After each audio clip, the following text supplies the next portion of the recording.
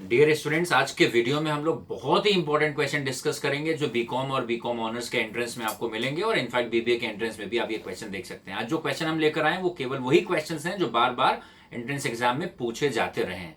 और आज के पोर्शन को दो सेगमेंट में हम कवर करेंगे। पहले सेगमेंट में हम जीके वाले सवाल कर लेंगे और दूसरे सेगमेंट में अकाउंट्स के कुछ क्वेश्चन करेंगे। चलिए शुरू करते हैं। तो पहला सवाल अपने पास है, इंडिया और चाइना के लैंड डिवीजन लाइन को क्या बोलते हैं? तो which line works as demarcation between India and China? India और चाइना के डिवीजन लाइन को क्या बोलते हैं? तो इसका आंसर है मैकमोहन लाइन। इंडिया और चाइना को डिवाइड करने वाले डिवीजन लाइन या डिमार्केशन लाइन को क्या बोलते हैं? McMahon line. दूसरा सवाल, what is Radcliffe line? तो इंडिया और पाकिस्तान का जो बॉर्डर है उसको डिफाइन करने वाली लाइन को बोलते हैं रेड क्लिफ लाइन। इंडिया और पाकिस्तान, इंडिया और चाइना के बॉर्डर को डिफाइन करती है, डिमार्केट करती है मैकमोहन लाइन। याद रखेंगे, मैक चाइनीज नेम और मोहन इंडिया का, ठीक है? तो McMahon line. Number 2, red Cliff line, ये किसको डिवाइड करती है? इंडिया और पाकिस्तान को, ठीक है? पंजाब और इंडिया का, पंजाब का एक सर्टेन पोर्शन पाकिस्तान में है और एक इंडिया में, तो इसको डिवाइड करने के लिए रेड क्लिफ लाइन है, ये ब्रिटिशर्स ने ड्रॉ करी थी, ठीक है? तो रेड क्लिफ लाइन ड्रॉ करती है, ये डिस्टिंक्ट करती है इंडिया और पाकिस्तान के डिमार्केशन को।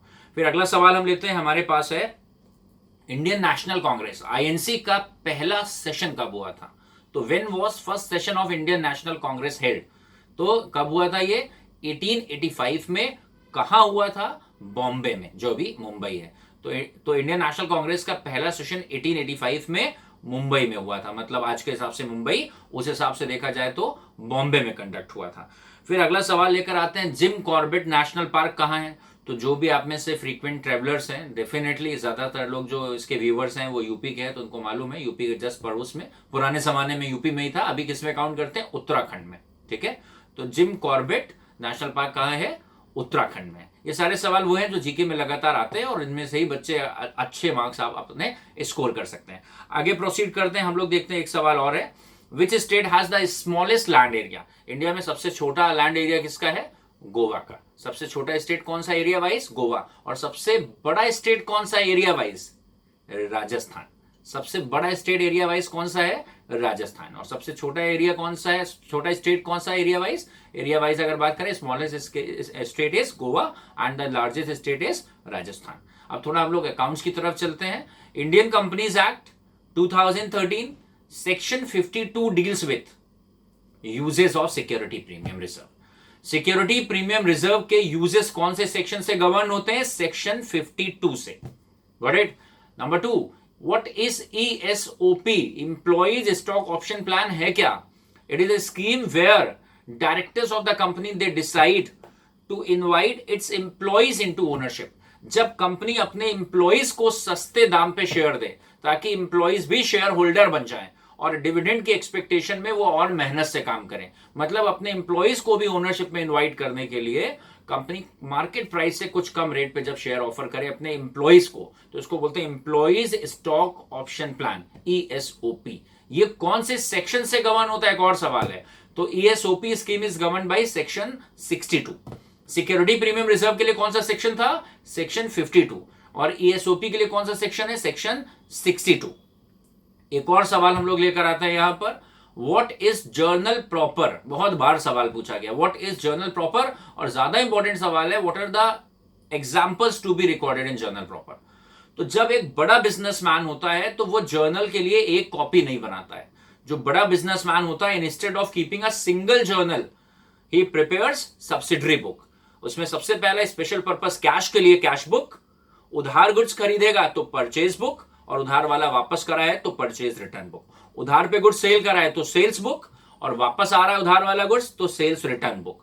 हमको किसी से कागज मिले हैं तो बीआर बुक, और हमने कागज साइन करके दिए हैं तो bills payable book. It means big business houses instead of having a single journal they prepare special purpose books. उनमें पहला कौन सा है? Cash book, to record all the inflows and outflows of cash. उसके अलावा उधार खरीदने के लिए परचेज बुक, उसमें से गुड्स वापस करा, purchase return book. In the same way, goods उधार बेचा है, that will be recorded in sales book, उसमें से वापस आया है, sales return book. Thereafter BR book and bills payable book. तो cash book, purchase, purchase return, sales, sales return, BR, bills payable. But still if any transaction is left over, जो transaction ना तो cash book में लिखा है ना ही बाकी की सब्सिडरी बुक में लिखा है। All such remaining transactions are recorded in journal proper. जो बचे हुए ट्रांजैक्शन होते हैं, जो ना कि कैश बुक में रिकॉर्ड हुए हैं और ना ही किसी भी बाकी सब्सिडरी बुक में रिकॉर्ड हुए हैं, उन बचे हुए ट्रांजैक्शन को रिकॉर्ड करते हैं जर्नल प्रॉपर में। एग्जांपल्स क्या होंगे, इसके दो एग्जांपल चलिए हम लोग डिस्कस कर लेते हैं।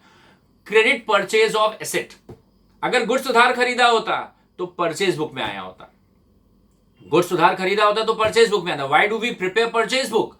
To record the credit purchase of goods. लेकिन अगर एसेट उधार खरीदी है तो अब अपने आप से सोचो, क्या ये कैश बुक में आएगी? नहीं, क्योंकि कैश का तो कोई इनफ्लो आउटफ्लो हुआ ही नहीं। हम खुद ही बोल रहे हैं एसेट को उधार खरीदा, तो कैश बुक में भी नहीं आएगा, परचेज बुक में भी नहीं आएगा, कहीं नहीं आएगा। कहां जाएगा? जर्नल प्रॉपर में। इन the same way credit sale of asset, asset को उधार बेचा, अगर एसेट को उधार बेचोगे तो ये कैश बुक में भी नहीं आएगा और किसी बुक में भी नहीं आएगा, तो ये भी आएगा जर्नल प्रॉपर में। तो इस वीडियो में हमने इतने टॉपिक कवर करे हैं। कुछ जीके के टॉपिक्स थे। सेक्शन 52 सिक्योरिटी प्रीमियम रिजर्व से डील करता है। Section 62 employ stock option plan से डील करता है। What is employ stock option plan? जहां पर कंपनी के डायरेक्टर्स अपने एम्प्लॉइज को ओनर बनाने के लिए उनको भी कुछ शेयर्स इशू करते हैं मार्केट प्राइस से कम पे। एक और सवाल चलिए कवर कर लेते हैं। शेयर फॉरफीचर का बैलेंस कौन से रिजर्व में ट्रांसफर होता है? In which reserve balance of share forfeiture is transferred?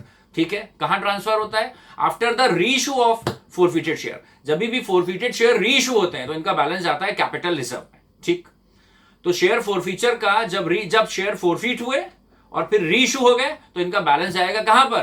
Capital reserve में। एक और सवाल है, unused balance of share forfeiture is shown under which head in balance sheet? Share forfeiture का अगर अनयूज्ड बैलेंस है वो कहां शो होगा? तो बैलेंस शीट में शेयर कैपिटल में जोड़ के लिखते हैं। ध्यान रखिएगा, यहां बच्चे गलत करते हैं। The unused balance of share forfeiture, share forfeiture का वो बैलेंस जो यूज नहीं हुआ है। Unused balance of share forfeiture balance sheet में कहां नजर आता है?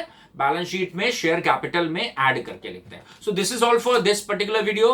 पुराने वीडियोस का रेफरेंस लेते रहिएगा और एक और अलग से ऑल एंट्रेंस सीरीज करके हमने लॉन्च करा है, उन सारे टॉपिक्स को भी आप सब लोग देखते रहिएगा और अपने आप को मेंटली बहुत टफ बनाइए, अपनी मेंटल हेल्थ का भी बहुत ध्यान रखिए। Take care, God bless, thank you for watching this video.